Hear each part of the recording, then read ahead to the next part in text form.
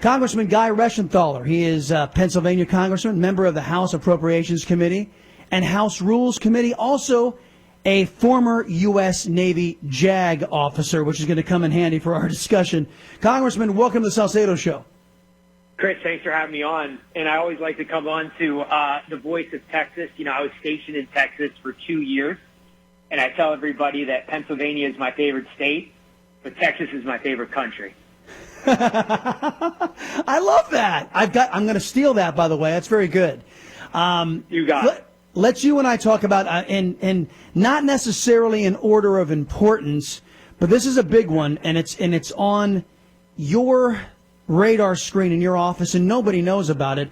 Let me set this up by saying, folks, as you all know, WNBA star Griner is in deep doo-doo over in Russia because she brought in some illicit narcotics over there, but the Biden administration is moving heaven and earth to help get her back home. She checks a lot of boxes for the administration. She's a person of color. She's also gay. So this is a top priority for Joe Biden. However, there's somebody else who is in a similar situation. Congressman, tell us about the Fogel family. Sure. So Marc Fogel is an individual from Pittsburgh, Pennsylvania, right outside Pittsburgh. He's a middle-aged, presumably straight, male, white, history teacher, and he has been detained in Russia as well. And he was detained because he had, and wait for it, Chris, because I know it's shocking, just over half an ounce of medical marijuana, of which he had a medical prescription for, by the way. Mm-hmm. So here's the issue. Griner and Fogel are in detention in Russia for roughly the same offense. Yet, Griner was put in what's called wrongfully detained status by the administration, meaning that she is eligible for a prisoner swap. The Biden administration did that after about 2 days, 48 hours or so. Marc Fogel, the history teacher from Pittsburgh, is not in wrongfully detained status. And because of that, the State Department cannot put him in with a prisoner swap with Griner and Whelan, who's a Marine that's detained in Russia as well. Okay, so look, I'm not going to ask you to make the assumption. I'm just going to ask you to evaluate my assumption, because immediately what I think is using the words of Kamala Harris, who said that aid should be distributed to hurricane victims based on skin color. Am I to presume that this man, this history teacher, is white and straight? Is that what I'm to presume? That he's definitely white. I'm assuming that he is straight. I don't know that. I haven't talked to his family, but part of it I was trying to be a little tongue-in-cheek with why Griner is getting attention and not Fogel. But I think at the end of the day here, Chris, it shows the priorities of the ruling class, of the Biden administration, of the woke left. And the priorities are really their intersectional way of looking at life in the United States. Disregard for anybody that lives in what they perceive as flyover country. Mm-hmm. I tell everybody here in southwestern Pennsylvania that when I'm in D.C., you cannot imagine the lack of respect, the disdain, the disgust that the ruling class, the coastal elites have for everyday Americans. And Fogel is part of that because he's not from Manhattan. He's not from the Bay Area of San Francisco. He's from Butler County, Pennsylvania, and he's a history teacher, not a celebrity basketball player. And because of that, he's not prioritized. But he is just a symbol, really, for the level this administration has for everyday Americans. We're just seeing it clearly play out with a refusal of the Biden administration to put Marc Fogel on wrongfully detained status and include him in a prisoner swap with Griner. Gee, where is Dr. Jill Biden in all of this? I mean, I thought she was such a supporter of GovEd and educators. Seems not to be the case. All right, Congressman, let's move on. Is that the doctor we've got to call doctor, who was a community college professor, but Dr. Oz, who was the heart surgeon, we got to call him Mehmet Oz. We can't call him Dr. Oz. I just want to get it straight who we're talking about. So very true. But, in Dr. Jill Biden's defense, she's an expert on breakfast tacos. So a different discussion for a different day. Democrats said elect us, and then we would be respected around the world again. America would be respected. OPEC just slashed oil production by 2 million barrels a day, led by Saudi Arabia. Congressman, I don't know that I can take so much more of this respect we're getting. That's right. It's too much. If this is what respect looks like, I don't want any of it. Chris, there's so many points to be made on this. First off, just on the fact that we're not respected. Remember, Biden went back to Europe and he told the European leaders that America is back. Yet he then withdrew from Afghanistan, leaving our allies, particularly the Brits, totally straight, didn't communicate with them at all, absolutely laughable, has done very little to hold China accountable in the South China Seas. So our allies in the Pacific are questioning our commitment. He's been an absolute disaster on the foreign stage. And you don't get respect through weakness and capitulation. You get respect through strength, like Ronald Reagan did, like President Trump did. That's how you get respect. Now, in terms of the fact that we're now subject to OPEC once again, just like we were in the 70s, it's directly attributable to Biden's war on energy. Remember, we were a net energy exporter, largely thanks to states like Texas, Oklahoma, Pennsylvania, West Virginia. Yep. We were net energy exporters under President Trump. Then day number one of his administration, Joe Biden cancels the Keystone XL pipeline, also collaterally killing thousands of union jobs. Biden was supposed to be the big defender of the blue-collar worker, and he killed all those union jobs, but I digress. He shuts down the Keystone XL pipeline. His administration stonewalls and drags their feet on permitting. And then he makes these outlandish statements like we're going to phase out fossil fuels, that we're going to move away from natural gas, we're going to move away from coal. And what does that do? It kills investment in the energy sector. So, of course, we have this problem. Then when you compound that issue, Biden ran around criticizing Saudi Arabia leading up to the election, calling the crown prince a pariah, drawing attention to allegations that Saudi Arabia with human rights violations. And look, you can have those discussions, but when it's with an ally like Saudi Arabia, you do it behind closed doors. You don't do it out in the open where you're emboldening not only Saudi's enemies and adversaries, but ours as well. Case in point, Iran. So while Biden criticizes the crown prince, he totally neglects the human rights violations of the Iranians who are running around killing protesters who don't want to wear hijabs, headscarves. He says nothing. Then he turns around and gets close with Venezuela, despite the fact that Guaido was the legally elected president of Venezuela. Yet Biden says nothing about that. So it shows their selective outrage. It shows.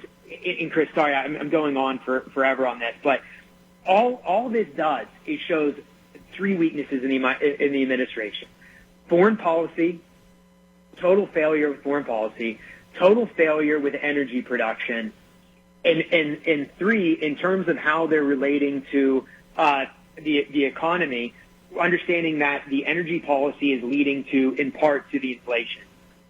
Complete and utter failure. And don't forget, display with what you're saying. Yeah, and don't forget, you've got Joe Biden, which is really Obama's plan, implementing Obama's plan to turn Iran into the hegemon of the region of the Middle East, basically making Saudi Arabia subservient to the number one state sponsor of terrorism. And Joe Biden is working to do this to enable Iran to become a nuclear power, which, of course, Saudi Arabia doesn't appreciate. So Saudi Arabia, courtesy of Democrat policies, now gets a vote.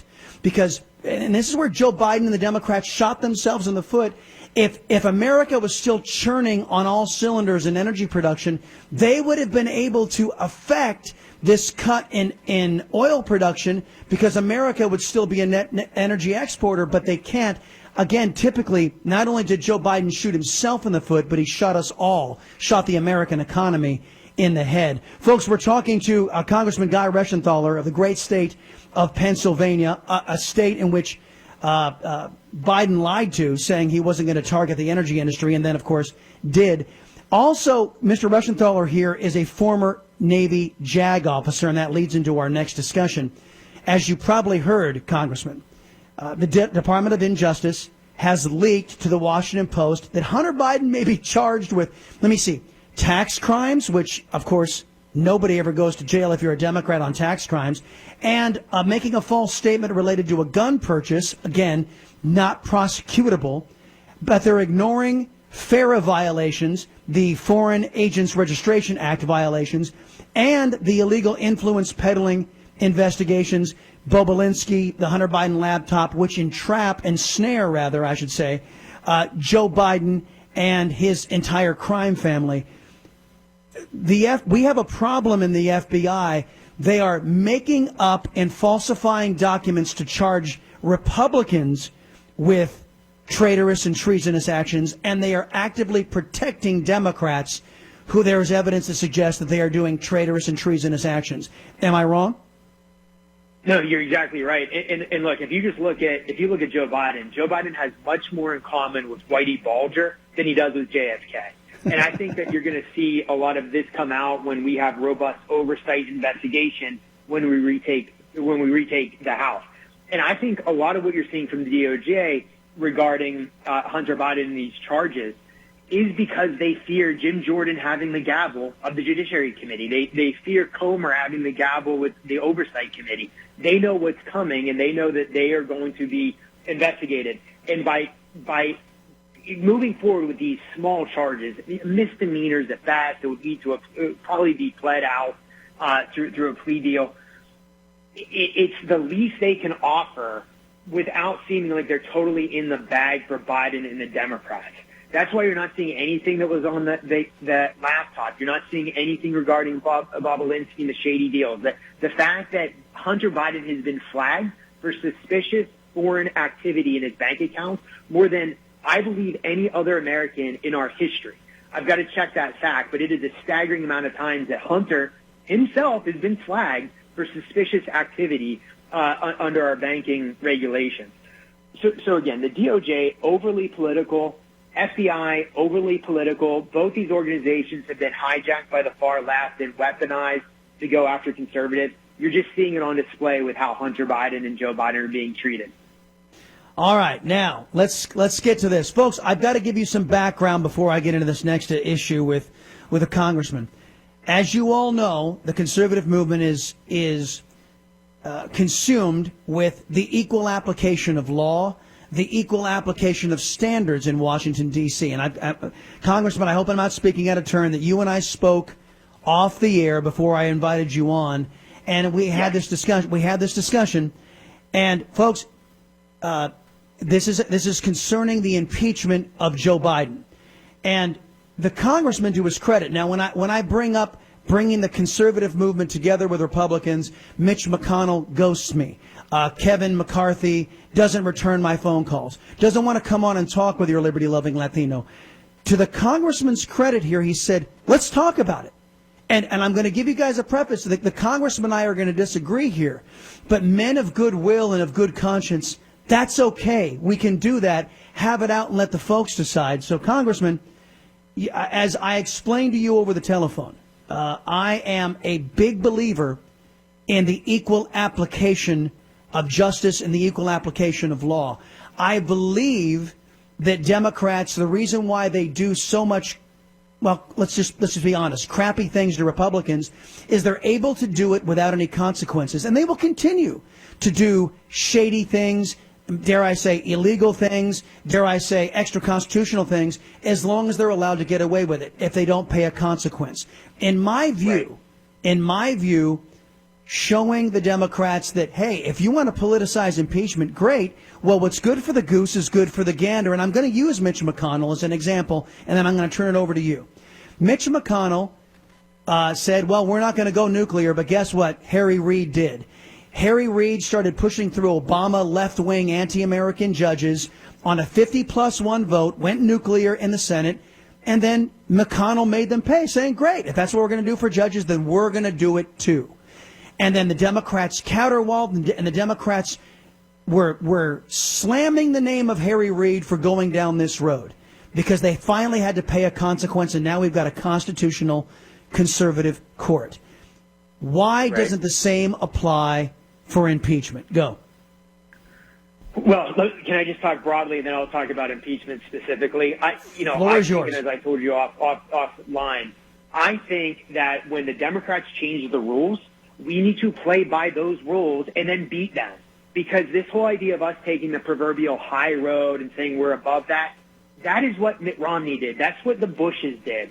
That it does not work. That leads to electoral losses moving forward, and it kills the conservative movement from moving forward.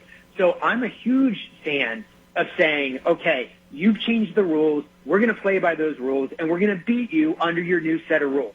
Just like Mitch McConnell did by exercising the nuclear option when Harry Reid did it. So I'm all for that. I'm also for taking the fight to them outside the sphere of politics. For example, I tell everybody, you make every day an election day when you vote with your wallet, when you vote with your checkbook. When you support these woke businesses, you fuel them. We need to start supporting conservative businesses. Also, in your workplace, we need to advance conservatives. If you're in the military and you're writing somebody's fit rep, your fitness report, or your evaluation, if you're enlisted, how about you sandbag the woke liberals and you promote the conservatives? Because, let me tell you, they're doing that to us.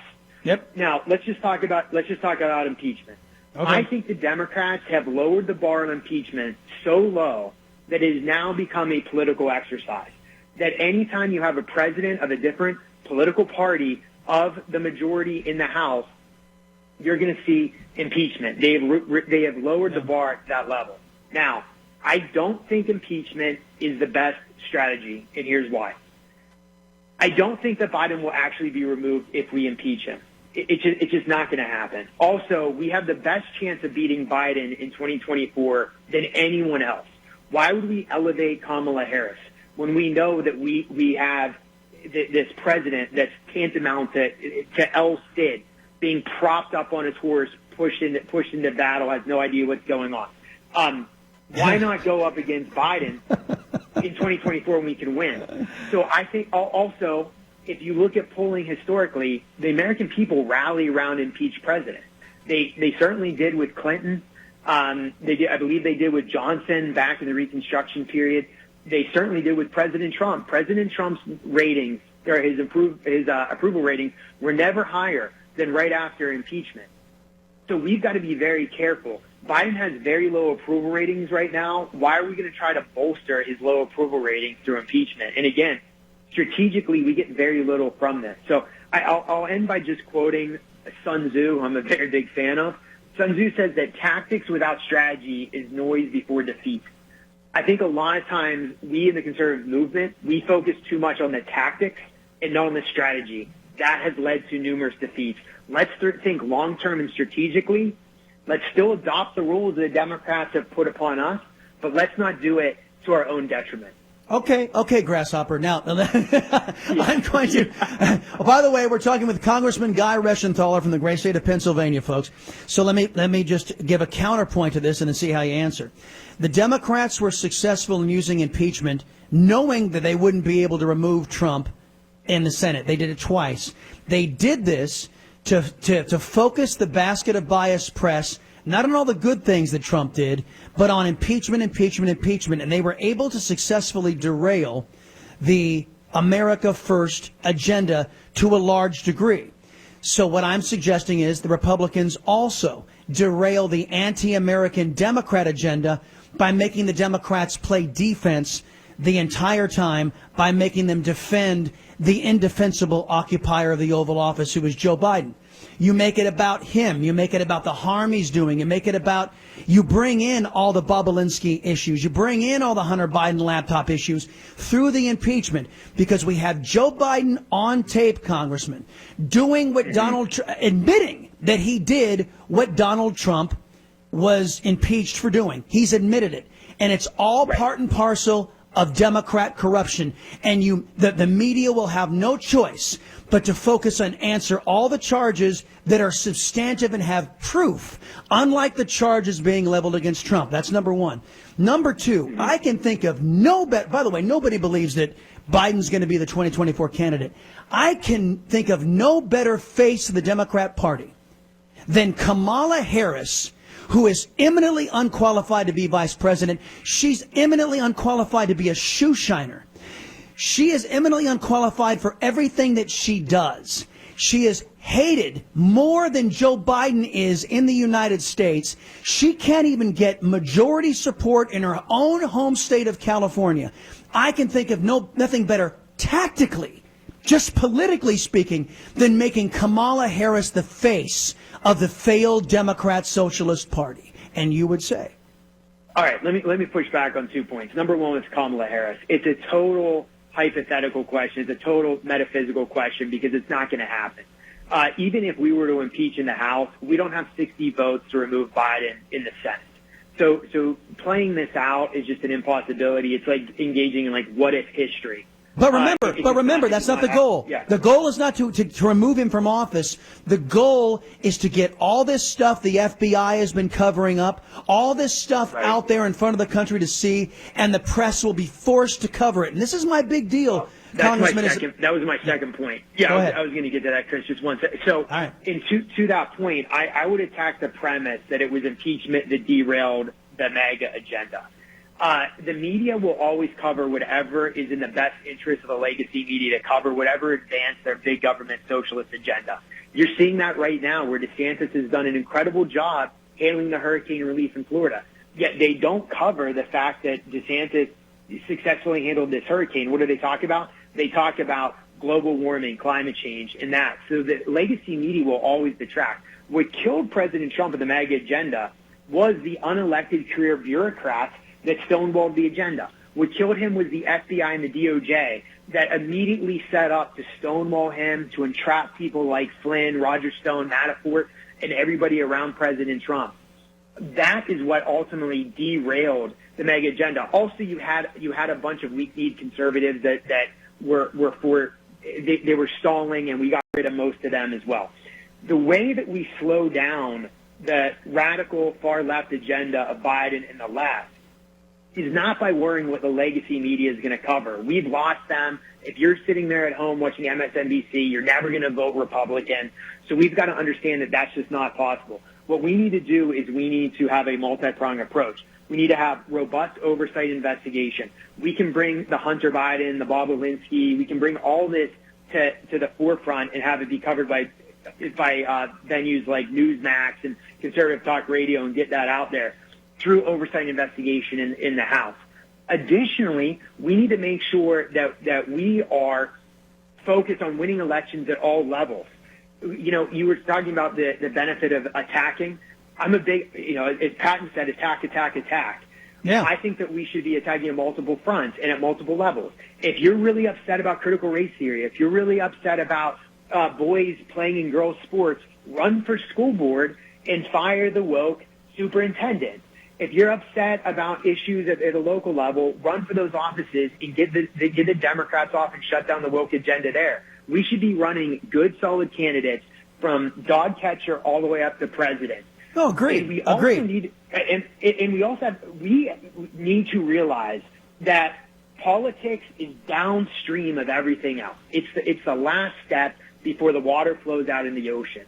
What we really need to do is and we only focus on politics. We need to focus on the other aspects of the battle. It starts with education. We need to push back on these colleges. Well, Congressman, if I can just interject, because and this ties in with this so-called commitment to America, which was just nothing but pablum and equivocating and politically correct language on the part of Kevin McCarthy.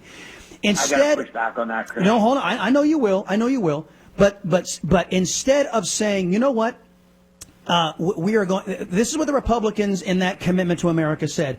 We're going to try to discourage illegal immigration, not stop it. Instead of saying, here's what we're going to do, we're going to take those 87,000 IRS agents and we're going to set them loose, tracking down the 6 million illegal aliens that Joe Biden and the Democrats let into America, and we're going to put them back in Mexico to await their asylum trial, knowing that over 90% of them will not qualify for asylum. Okay, that's what a bold contrast to what's happening to America is. When you just brought up education, you don't elect a school board member to go in and do the right thing in GovEd. You elect politicians and individuals who say, you know what, parents deserve school choice. That's how we take, that's the bold solution that I'm sorry, there aren't enough thinkers in charge, and I know you are one, but in leadership, there are not enough thinkers in leadership like a Newt Gingrich or a Ronald Reagan who are setting up bold contrasts with the socialism of the Democrat Party. And that's my big gripe. I think you're totally underestimating the commitment to America. And Newt Gingrich has his fingerprints all over this. I've been in numerous meetings where Speaker Gingrich has been there. I know that he's advising Kevin McCarthy. Kevin McCarthy's chief of staff was actually Newt Gingrich's chief of staff. The commitment to America has the legacy of the contract with America. Now, as far as the commitment to America, it's really, first off, all this has been tested. We know that with all the demographic groups that we're trying to hit, whether it's suburban women, whether it's Hispanic voters, that all this polls really well. And the genius of it is if you are somebody that represents a deep red district, you can talk about the issues that move it there, such as making sure we add 200,000 police officers and be tough on crime, making sure that we hold woke DAs accountable. Conversely, if you're in a swing district, you can talk about the fact that we need a government that's accountable to the people. We need fairness. We need to make sure that men aren't participating in women's sports. Amen. That's a winning argument all day long. Yeah. And when it comes, we do have border security within the commitment to America. We have calls for added infrastructure, more technology, more border patrol agents. It's actually in there. No. But here's what I would have loved to have had it said on illegal immigration. The Republican Party believes illegal immigration is wrong, illegal immigration is immoral, and illegal immigration is bad for any nation forced to endure it by its political class. That's a statement that says this is where we are. We do not believe in illegal immigration in the Republican Party, but they did not say it. And Congressman, I'm up against the clock here, and let me get some compliments out your way. Look, folks, for those of you who may disagree with the congressman on this back and forth, these last couple of points, that's okay. The congressman's willing to come on and talk with we conservatives. I want you to contrast with Mitt Romney and with Mitch McConnell and with Kevin McCarthy, who won't even give us the time of day, who don't give a damn about what we say. Contrast with what Guy Reschenthaler is doing with us now to some of the so-called Republicans here in the state of Texas who don't want to come on and answer our questions. At least he's willing to have the dialogue and have this out. Congressman, you're a good man, and you know I believe that. Hey, thanks. And let me just say this. We are the party of ideas. We should have diversity in thought in our party, and there's room under the tent for Guy Reschenthaler, for Chris Salcedo, for Marjorie Taylor Greene of Georgia, to Dave Joyce of Cleveland, Ohio, who runs the moderate group that used to be known as the Tuesday Group. We're the Big Tent party. It's the Democrats who shut down and stifled debate. It's the Democrats who have litmus tests. So we should always be talking and combating in the space of ideas, because that's how we get the best results for the conservative movement. Damn straight. Hey, look, I appreciate your service to the country in the United States Navy. Appreciate your service in the Congress. Guy Reschenthaler, everybody. Mr. Reschenthaler, keep us posted on Fogel, will you? I want to know. I think we ought to make this a cause for conservatives. If they're going to move heaven and earth for Griner, they ought to move heaven and earth to get a history teacher home. Thanks, pal.